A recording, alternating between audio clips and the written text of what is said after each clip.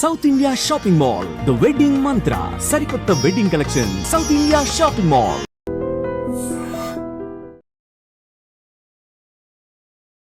నమస్కారం, welcome to I dream. ధర్మ మార్గం కార్యక్రమానికి స్వాగతం. నేను మీ విజిత.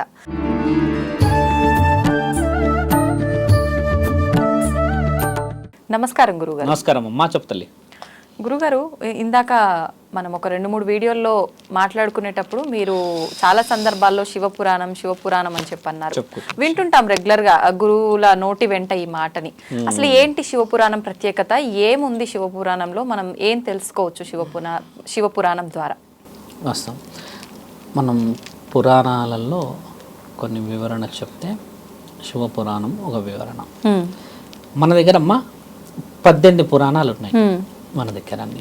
అందులో దేవీ పురాణం ఒకటి, శివపురాణం, విష్ణు పురాణం, అందరు దేవుళ్ళే ఉన్నాయి. భాగవతం, భగవద్గీత కూడా పురాణాలలో. అలా 18 పురాణాలు ఉంటే అమ్మ 18 మన దగ్గర ఉప పురాణాలు ఉన్నాయి. అంటే మొత్తం 36 పురాణాలు మన దగ్గర. ఇందులో శివుడి యొక్క పురాణం అనేది ఎవరు, ఎందుకు, దానివల్ల ఉపయోగం ఏమిటి మాట్లాడాలి. ఇప్పుడు విష్ణు పురాణం చూస్తే అమ్మ తండ్రి గురించి గొప్పతనం ఉంటుంది. మళ్ళీ తర్వాత నారసింహుడి పురాణం తీసుకొని దేవి పురాణం అంటే శక్తిపీఠాలు. ఇందులో శివుడి యొక్క పుట్టుక రహస్యం ఉంటుంది శివపురాణంలో. ఎలా పుట్టుక రహస్యం చెప్తారు? ఆయన పుట్టుక రహస్యం లేదు కదా మన గ్రంథాల్లో. అంటే అమ్మ శివుడు ప్రకృతాంబ కొడుకు. శివుడి యొక్క తల్లి పేరు ప్రకృతాంబ. ఆమె పేరు ప్రకృతాంబ రాసింది. ప్రకృతాంబ అనేది వాళ్ళు మీకు తెలుసా ఎవరో? ప్రకృతికి పుట్టినవాడు అని అర్థం. ప్రకృతాంబ అది రాసింది. అయితే ఈయన గారు అక్కడ చేసింది ఏంటంటే అమ్మ శివుడి పుట్టుక నుంచి మొదలు పెట్టి ఒక మానవ శరీరంలో ఎన్నెన్ని మార్పులు వస్తాయో అన్ని విధాలుగా రాసిచ్చాడు. 3వ కన్నులో అమ్మ 3 పుత్రుల్ని పుట్టించుకుంటాడు ఆయన. శివుడికి ఒక వినాయకుడు, తర్వాత కార్తికేయుడు కాకుండా జలేంద్రుడు ఒక కొడుకున్నాడు. ఆ జలేంద్రుడు వచ్చేసి ఈ గంగామాత కొడుకు. ఆ గంగామాత కొడుకు వచ్చేసి ఈ భూకంపాలు తెచ్చేది ఆ మహానుభావుడే. మంచివాడు కాదు ఆయన. అంటే ఆయన భూకంపాలన్నీ వచ్చేది ఇప్పుడు నీళ్ళ నుంచి కాబట్టి మంచివాడు కాదని అనుకుంటాం మనం. ఎందుకంటే భూకంపాలు ఊకే వస్తుంటాయి, పెద్ద పెద్దగా అలలు, సముద్రాల దగ్గర ఈ సునామీ లాంటి పెద్ద పెద్ద విపత్తులు వస్తాయి కాబట్టి ఖచ్చితంగా మంచివాడు కాదంటాం. అయితే మీకు చెప్పాల్సింది ఏంటంటే అమ్మ ఒక పురాణ గాథలో ఇతిహాసం మన దగ్గర ఎందుకు అంత పవిత్రంగా ఉందంటే పార్వతీమాతని పెళ్లి చేసుకోవడానికని వాళ్ళ యొక్క నాన్న దక్షుడు చేసిన చిత్ర విచిత్రమైన వేషాలన్నీ అందులో ఉంటాయి. అయితే శివుడు విశ్వాచారి అన్న పేరు చెప్పా కదమ్మా, ఆయన బ్రహ్మచారి. ఆయన పెళ్లి అనే విషయం లేకుండానే 3 కన్నులు అలా పెట్టుకొని ఎప్పుడు కూర్చొని ఉండేవాడు. అయితే శివుడు ఒక వ్యక్తికి ఏం వరం ఇస్తాడంటే పెళ్లి చేసుకొని, అంటే నాకు వరం ఇచ్చిన వాడు తర్వాత పెళ్లి అయితేనే నన్ను చంపాలి, ఈ వరాన్ని ఇస్తాడు తండ్రి. శివుడైతే పెళ్లి చేసుకోలేడు. వరం ఈయన దగ్గర తెలివిగా తీసేసుకుంటాడు ఆ రాక్షసుడు.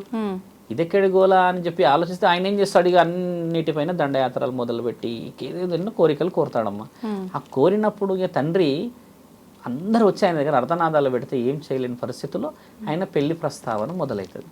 పెళ్లి ప్రస్తావన మొదలైన మొత్తం నిక్షిప్తంగా అందులో పురాణంలో ఏముంటుందంటే అమ్మ దక్షుడు 3 కన్నులు ఉంటుంది, అదేదో చిత్ర విచిత్రంగా. ఆయన భూతనాథుడు, వైద్యనాథుడు, ఒళ్ళంతా విభూతి రాసుకొని తిరుగుతాడు. ఎందుకు త్రిశూలం పట్టుకుంటాడో తెలియదు. ఎందుకు శరీరం మీద ఇటువైపు ఏనుగు శరీరం ఉంటుంది, ఇటువైపు వచ్చేసి పులి శరీరం ఉంటుంది. ఇవన్నీ కత్తులు పెట్టుకొని ఎందుకు తిరుగుతాడు అన్న ఈ తరుణాన్ని చాలా వివరంగా చెప్తాడు. అయితే దక్షుడి తల్లి ఉంటుంది కదమ్మా, దక్షుడి తల్లి మాత్రం శివుడిని చూడదు. దక్షుడు మాత్రం ఆయన ఒక గురువు కాబట్టి స్థితిగతులు ఉంటాడు కదా. తండ్రి ఆవిడకి వివరంగా చాలా చాలా డీప్గా తెలియచేసేలా చేసిందే శివుడి యొక్క పెళ్లి ప్రస్తావన. మీకు మళ్ళీ మేము వివరంగా చెప్తాము. ఒక రాక్షసుడు చెప్పాము, రాక్షసుడు గురించి ఎందుకు ఈ చరిత్రలో పెళ్లి అనే ప్రస్తావన ఎందుకు వచ్చని చెప్పాము కదమ్మా. ఇక్కడ ఒక్కొక్క అవతారాన్ని శివుడు ఏ విధముగా తీసుకొచ్చాడో చెప్తాడు. అక్కడ అగ్ని ఉంది కదమ్మా, ఈ అగ్ని ఎందుకు పుట్టిందో శివపురాణంలో రాశాడు. శివుడే చెప్తాడు ఎందుకు ఈ అగ్ని వచ్చింది.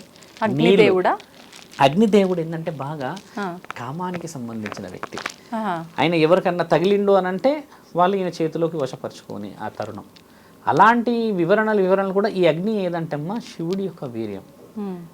అంటే ఆయన యొక్క శరీరంలో నుంచి వచ్చిన ఆ వీర్యాన్ని కూడా తట్టుకునే స్థితికి పరమాత్ముడు ఎన్నో విధాలుగా దాన్ని మలిచి భూమండలానికి ఇబ్బంది కాకూడదు, వేరే వాళ్ళకి ఇబ్బంది కాకూడదు అన్న ఆ కామానికి సంబంధించిన కార్యకలాపాల్లో రాసిన నిక్షిప్తమైన సంపుటి శివపురాణం. శివుడి గురించే ఎందుకు రాశాడు అందులో అనేది కాకుండా పంచభూతాల గురించి వివరించాడు ఒక్కొక్క దాని గురించి అని. ఎలా ఏ విధంగా పోయడం చాలా డీపెస్ట్ క్వశ్చన్, అంటే అది ఎన్నో వేల పేపర్లు. అయితే ఇక్కడ ఏముంటుందంటే ముఖ్యంగా తెలుసుకోవాల్సింది, పార్వతీమాతని గెలిచిన తరుణం ఒకటిస్తాడు. పార్వతీమాతని చేసుకున్నాక తండ్రి పడ్డ బాధలు రాసి ఉంటుంది అందులో. మీకు తెలుసా అమ్మ, చేసుకోవడం వల్ల బాధలు పడ్డాడా? చేసుకున్నాక తండ్రి చాలా బాధలు పడతాడు. మొదట తల్లిని కోల్పోతాడు, తర్వాత తల్లి ఆ ప్రేమను పొందడానికని తండ్రి మళ్ళీ ఒక జన్మంతా భూమండలాన్ని ఆపేస్తాడు. ఇది రాసింది మన దగ్గర. తల్లి ఒక సమయం ఏం చేస్తుంది అంటే అమ్మ, సాయంత్రం సంధ్యా వేళలో ఆ తండ్రికి 3 పుట్టారు అని చెప్పాను కదా, తల్లి వచ్చి ఇలా కళ్ళు మూస్తుందమ్మా వెనకాల నుంచి సంధ్యా వేళలో. 3 కన్నులు మూసేస్తుంది ఆమె వచ్చి.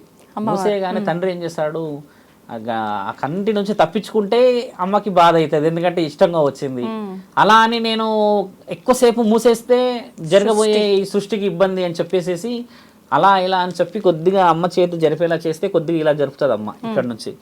అయితే ఈ కన్ను తెరుస్తుంది కదా అమ్మ, ఇలా పెట్టినప్పుడు ఇట్లా ఒత్తుకుపోయినట్టు అయ్యి తండ్రి ఏం చేస్తాడంటే అందులో నుంచి వచ్చిన వెలుగు పడకూడదు భూమండలం మీద అని ఆకాశం ఈ మన దీని వైపు చూస్తాడు, నీళ్ళ వైపు. ఒక్కసారిగా ఆ తండ్రి ఆ యొక్క వెలుగు నుంచి ఆ ఆశ్చర్యం నుంచి పుట్టినవాడు జలేంద్రుడు. జలేంద్రుడు పుట్టేసేస్తాడు, ఎందుకంటే అందులో నుంచి వచ్చిన ఆ శక్తికి. తర్వాత అమ్మ మళ్ళీ ఇంకో సందర్భం ఏమొస్తుందంటే తండ్రి మళ్ళీ పైకి చూస్తాడు, పైకి చూడగానే అంధకాసురుడు పుడతాడు. పైకి వెళ్తా పైకి ఆకాశం వైపు చూడగానే అంధకాసురుడు పుడతాడు. ఆయన కళ్ళు ఉండవు. జలేంద్రుడికి ఖాళీ జలంలోనే ఉండే శక్తి ఉంటుంది. అలా పుట్టినప్పుడు విష్ణు మహాదేవుడు వచ్చి వలదు తల్లి శివుడి 3 కన్నులతోని మనకి మారణాయుధాలు పుడుతున్నాయి గమనించట్లేరా అన్నప్పుడు అమ్మ చేతులు తీసేస్తుంది. వీళ్ళిద్దరూ సంహరణ యుద్ధాలు చేస్తారు. వీళ్ళకి పుట్టిన పిల్లలందరమ్మా రాను రాను రాను రాను చాలా కోపిష్ఠులు ఉంటారు. ఆ కోపిష్ఠులు ఎవరో పేర్లతో పాటు అందులో రాసున్న సంక్లిప్తమైనది శివపురాణం. జలేంద్రుడు ఏం చేస్తాడంటమ్మా, ఈ చిన్న చిన్న తప్పులు జరుగుతుంటే తట్టుకోలేక పెద్ద పెద్ద భూకంపాలు తెచ్చేస్తాడు నీళ్ళ ద్వారా. ప్రళయాలు తెస్తే గంగామాతని నెత్తి మీద కట్టిపెట్టుకోవడానికి గల కారణం అదే, ఆపిపెట్టు అని చెప్పడానికని.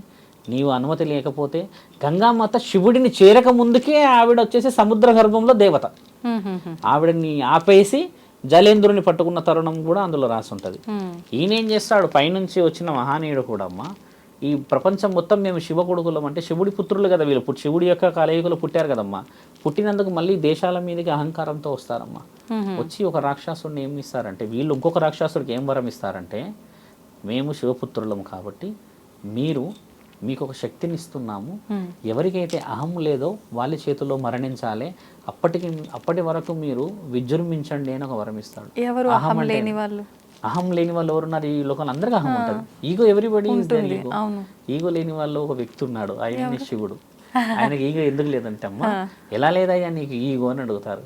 అడిగినప్పుడు ఆ రాక్షసుడి వరం ఏముంటుందంటే, ఎవరికైతే నాది అనేది ఉండదో అహం, అలాంటి వారి చేతుల్లో మీరు చావాలి, అది కూడా ఇలా పిడికిలి పెట్టి గుద్దు తెరి చావాలి అని రాసి ఉంటుంది. అయితే శివుడు దగ్గరికి ఎదుర్కొన్నప్పుడు ఇలా కొడతాడు అమ్మాయిని. కొడితే వాడు ఒకటి గుద్దుకు ఇక్కడ గుండె దగ్గర కొట్టినప్పుడు గుండె ఆగిపోతుంది. అప్పుడు అడుగుతాడు, అహం లేదు అని అంటే అందరికీ అహం ఉంటుంది కదా అని అంటే, అహం లేనివాడు శివుడు, అందుకే ఆయన గర్రల కంటుడు ఇక్కడ గర్రలాంటి పెట్టుకున్నాడు. అంటే విషం మింగితే ఈయన చస్తాడు కదా, విషం ఎవడు మింగుతాడా అంటే వాడు విషయం తెలిసి తీసుకోం కదమ్మా, అందుకని ఆయన చేతులు పోతారు కాబట్టి ఈయన కొడుకుల ద్వారా వరాలు వేసిన వాళ్ళే ఈయనపై తిరుగుబాటు చేసిన మాట. ఈ శివపురాణం ఏంటంటమ్మా, మీకు చెప్తుంది ఓన్లీ ఆ ఫస్ట్ టాపిక్, అంటే మేజర్ టాపిక్ 1 to 1 చెప్తున్నా. ఇండెప్త్గా పోతే శివుడు భూమండలానికి వచ్చి చేసిన గొప్ప కార్యక్రమాలు రాసి, ఆయన ఎవరో తండ్రి 3 రాక్షసులను చంపాడు. 3 రాక్షసులు మీకు ఒక రాక్షసుడే చెప్పాము ఇప్పుడు. ఆ రాక్షసుడు అహం లేనివాడు అన్నాం కదా, ఆ రాక్షసుడు మళ్ళీ పులిని చంపుతాడు. పులిని కూడా ఒక రాక్షసే. పులిని చంపితే ఆ యొక్క ధైర్యాన్ని మెచ్చి నేను మీతోనే ఎప్పటికి ఉంటాను అన్నందుకు ఆ గుర్తుగా శరీరాన్ని కడతాడు. ఇప్పుడు ఏనుగు శరీరం ఉంది కదమ్మా, తండ్రికి పులి చర్మంతో పాటు ఏనుగు శరీరం కూడా ఉంటుంది. ఈ లెఫ్ట్ నుంచి మీరు గమనించండి చిత్రపటం కావాలంటే, ఇటువైపే పులి ఉంటుంది, ఇటువైపు వచ్చేసి ఏనుగు శరీరం ఉంటుంది. ఈసారి ఫొటోస్ చూస్తే చూడండి, ఆ ఫోటో వచ్చేసి గజేంద్రుడు. ఆ గజేంద్రుడు శివుడి యొక్క మహాభక్తుడు. అయితే ఆ మహాభక్తుడికి ఏ వరం ఉంటుందంటే, మీరు మా గుండెలోనే ఎప్పుడు ఉండాలని కోరుకుంటే తండ్రి గుండెలోకి వెళ్ళిపోతే అమ్మ వాళ్ళు వీళ్ళందరూ వెళ్ళేసేసి ఈ నాట్యాలు అది వేసి తీసుకొస్తారు బయటికి. తీసుకొచ్చినప్పుడు ఆయన ఏం కోరుతాడంటే, గజేంద్ర నేను ఏ రోజైతే నీ గుండెల నుంచి బయటకు వస్తే నువ్వు మరణిస్తావు అని చెప్పి తండ్రి చెప్తాడు. చెప్పినప్పుడు తండ్రి బయటకు వచ్చినాక గజేంద్రుడు మరణిస్తాడు.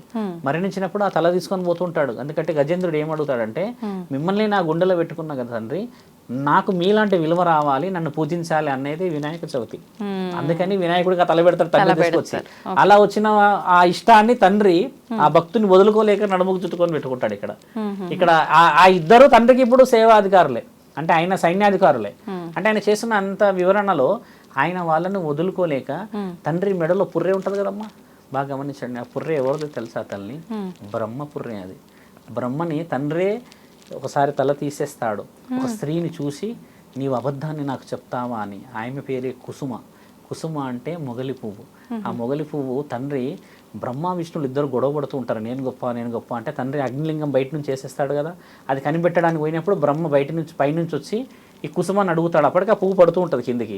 ఎక్కడి నుంచి వస్తున్నారంటే పైనుంచి వస్తున్నాం అంటే, ఈ లింగం ఎక్కడి వరకు పోతుంది ఈ యొక్క స్తంభం అంటే పైనుంచి వస్తుందంటే అదే తీసుకొచ్చి ఇక్కడ తండ్రికి చెప్తాడు. అబద్ధాలు ఆడుతున్నారా మీరు, పైకి పోయినా ఆ తలని తీసేస్తాడు. అంతటి మహానీయుడు, అంత తెలివైన బ్రహ్మ తల కింద పడొద్దని ఆ తలని పెట్టుకున్నాడమ్మా ఇక్కడ. అంటే బ్రహ్మ అంటే రాతలు రాసేవాడు కదా, అలా పెట్టుకున్న బ్రహ్మ తలలు ఇవన్నీ. కాళికామాత మెడలో ఉండేటి కూడా వాళ్ళ ప్రియమైన భక్తుల తలలు భూమండలంలో కలిసిపోకూడదని పెట్టుకున్నారు వాళ్ళు. అంటే యుగం మారటానికి బ్రహ్మ కూడా మారిపోతుంటాడా?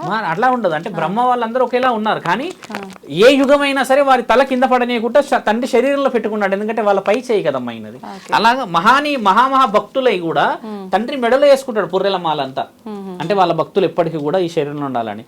ఎక్కడైతే మీరు అన్నారు కానీ ఆ తల్లి, ఎందుకంటే కొంచెం తెలియాలి, మనం అఘోర స్థితిలో ఉన్నాం కాబట్టి పుర్రెని పెట్టి పూజ చేస్తారు కదా, అది ఎవరు పడితే వాళ్ళ పుర్రె కాదు, అది గురువు గారి పుర్రె ఉంటుంది. అది ఎందుకంటే గురువు మనతో పాటు ఉన్నాడని దానికి పూజ చేసుకుంటుంటారు కూర్చొని. మన సినిమాల్లో చూస్తామా, 2 ఎముకలు ఇలా పెట్టి ఆ పుర్రె ఉంటుంది అక్కడ.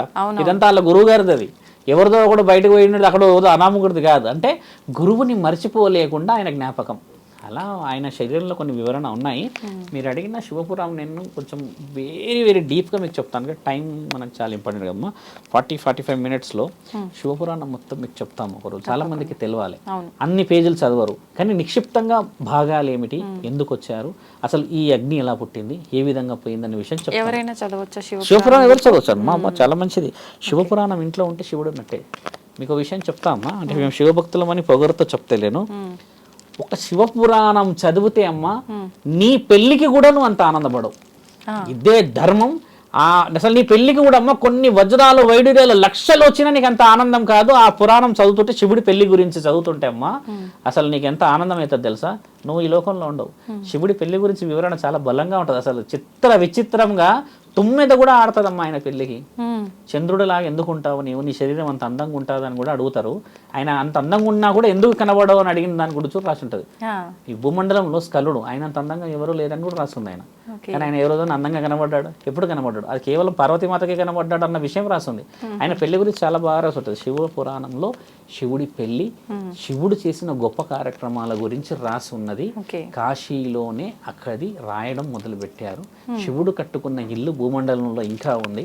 ఆ ఇల్లే కాశీ, శివుడు కట్టిన ఇల్లు. అందుకని అది ఏ లోకం మునిగినా శివుడి యొక్క గుడి మునగదు, ఎందుకంటే ఆయన కట్టుకుండా ఆ ఇల్లు అని రాసింది. ఇంకా మన దగ్గర అది గుడి మునగదు ఎప్పటికీ. 28 యుగాలు అయిందమ్మా. ఇది 28వ కలియుగం మనం ఉన్నది. 28వ కలియుగంలో నుంచి కూడా 28 యుగాల నుంచి ఉంది అక్కడే. అది అంటే దాన్ని రాసున్నది. మన దగ్గర అన్ని పురాణాలు కాలిపోయాయి, ఎన్నెన్నో పోయాయి, కానీ నిజమైనది ఏంటంటే శివుడి ఇల్లు. ఆయననే జగత్తు కదా, ఆయనకు మళ్ళీ మనల్ని అందరినీ పుట్టించుకోవడానికి ఆయనకి ఇల్లు ఉండాలి కదా ఫస్ట్. అందుకని ఆయన ఇల్లు మునగదు ఇప్పటికీ. అది రాస్తుంది, చాలా డీప్గా ఉంటుంది. శివపురాణం చదవడం చాలా మంచిది. మేము ఇప్పుడు కేదార్నాథ్ కడుతున్నాం కదమ్మా. ఇప్పుడు నేను మొట్టమొదటిగా చెప్పేది ఈ శివపురాణం. ఇక్కడ అందరికీ వచ్చిన వాళ్ళందరికీ చాలామంది అంటారు మీరు మాట్లాడితే చాలాసేపు వినాలనిపిస్తుంది స్వామి అని. ఇవే వివరణలు వాళ్ళకి చెప్పాలి.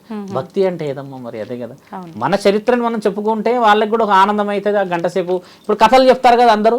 ఇప్పుడు ఆ కథల్లో మేము చెప్పేది కూడా శివపురాణం ఎక్కువ చెప్పాలని. శివపురాణం చాలా మంది చెప్పరు, ఎందుకంటే వాళ్ళకి అంత డీప్ గా పోయేది లేదు. రామాయణం బాగా చెప్తారు మన దగ్గర, సుందరకాండ బాగా చెప్తారు, మిగతాయి చెప్తారు, అసలైన పశుపతి గురించి చెప్తారు. ఆయన రూపాన్ని చూసి అంటారు, కానీ ఆయన లోపల కూడా మనసు ఎంత మంచిగా ఉందమ్మా, అది ఆలోచించాలి. అదమ్మా తల్లి. ఓకే, సంతోషం గురుగారు. మళ్ళీ మనకు సమయం సరిపోవట్లేదు, మంచి మరొక మంచి వీడియోలో ఖచ్చితంగా ఈ టాపిక్ గురించి మాట్లాడుకుందాం. ధన్యవాదాలు గురుగారు. ధన్యవాదాలమ్మా.